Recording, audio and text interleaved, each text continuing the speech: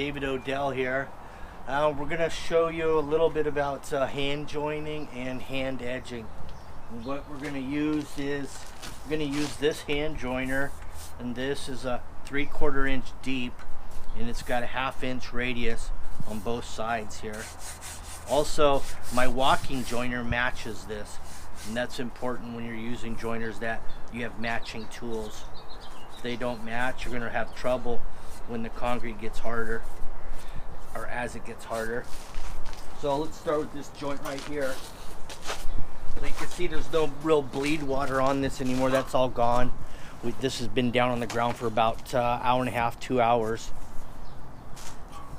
So I'm going to lean out on my trowel. Then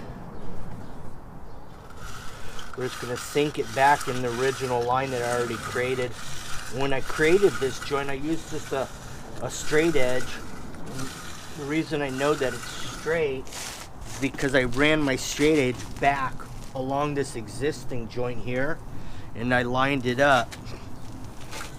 The way I lined it up is I laid this one here, the joiner here, and then I laid another joiner here, and I left both joiners sitting there. Then I put the straight edge right up against both joiners, and it was extended, the straight edge extended out over the wet concrete. So now we have a straight line that's the same, lines up with the existing line. Now let's get back to opening this joint up, and we've got to get the leaves off. You don't want to rub leaves or mud into the surface, because even if you bury them underneath a little cream, they'll come out. As soon as you wash down the patio, and you'll have an imprint left there. Kind of like stamped concrete, but with a leaf.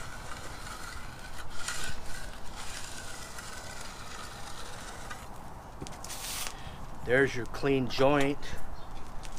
Now we'll just run the common edger is the 1/2 inch radius. 6 inches wide here. It's got a 1/2 inch radius. And what's nice about this is when you're pouring up against something that has the same radius, which is, this looks like a 1/2 inch on the existing here, so we can clean it by turning your edger around.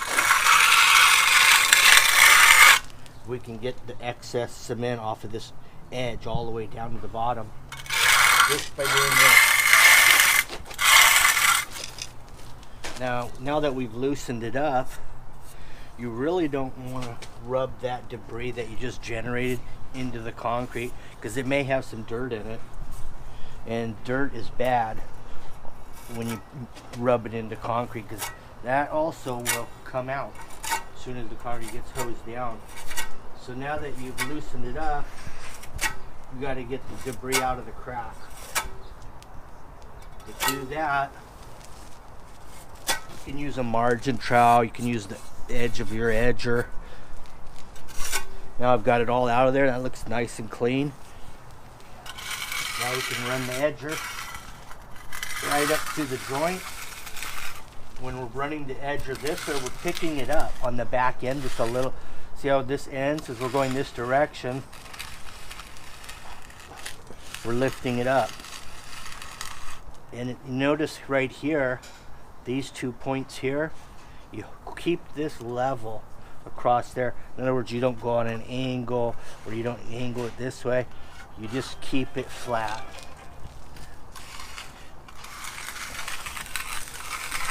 The reason you know it's flat is because I'm leaving a line right there.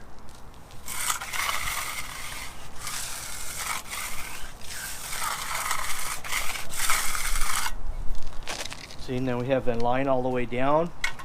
Now your next step would be to get rid of that line. You want to get rid of it as quick as possible, because as it gets hard, it's harder to get rid of that line. So let's go like that.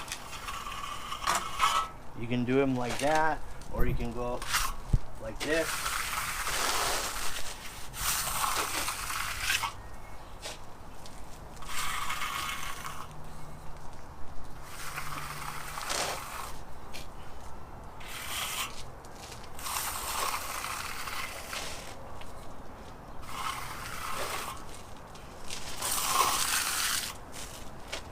And there you have it.